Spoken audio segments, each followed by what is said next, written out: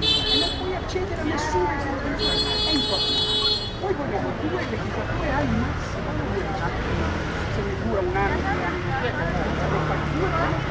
avere una carriera politica, non ce l'hai più, passi la palla a un altro. Abbiamo gli stipendi a 3.000 euro bloccati per chiunque, con i ricorsi e le spese a piedi lista.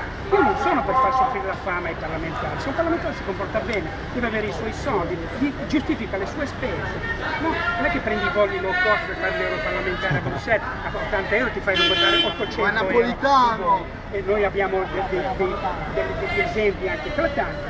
Poi, io non so discutere una legge, la legge fatta da questa gente non è legge, non è legge perché sono gente pregiudicata, condannata, legge che legifera, condannati che legiferano.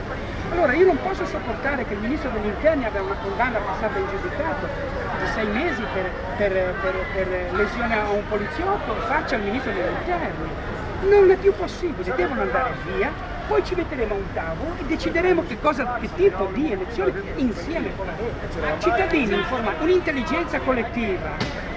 Non puoi paragonarla a un politico. Il politico non si ne sa niente. Noi abbiamo l'intelligenza collettiva. Quelle che si riuniscono su un programma, decidono. Di chi abbiamo bisogno? C'è la rete che è il mezzo. Io ho creato, mi faccio un complimento e basta, ho creato l'occasione di trovare tanta gente così disponibile per dare tempo e anche sinapsi per un progetto. Poi parliamo di mobilità, di come muoverti, come sarà il tuo figlio, cosa dovremo investire i soldi. Ti sembra ancora oggi abbiamo investito in automobili, cemento, dighe, fori in Val di Sulco, troviamo i soldi per quello, abbiamo soldi per i militari, 15 miliardi per 130K, ce ne abbiamo i soldi per le aziende, quelle che fanno innovazione, che investono in innovazione. Abbiamo fatto una legge, quello di Prodi, Riccardo Levi, ha fatto una legge a favore degli editori, ed è un parlamentare pagato da me, ma vai a fare il consulente degli editori, non puoi prendere lo stipendio da me e fare gli interessi degli editori. Quindi 15% dei libri che non si possono vendere con più del 15% di sconto. Abbiamo una rete che fa schifo, non abbiamo il wifi da nessuna parte. Ma io voglio la cittadinanza digitale. Questa è una delle grandi battaglie. Come la Svezia. Nasci, ti danno nome, cognome e una mail per diritto di nascita e ti puoi collegare gratuitamente all'informazione del mondo.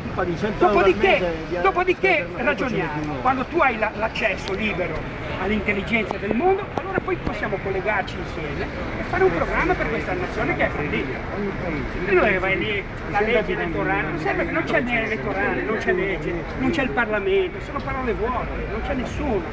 Sono topi da fuori, lì dentro, sono topi che stanno andando via. È un'associazione a delinquere, quella è un'associazione a delinquere.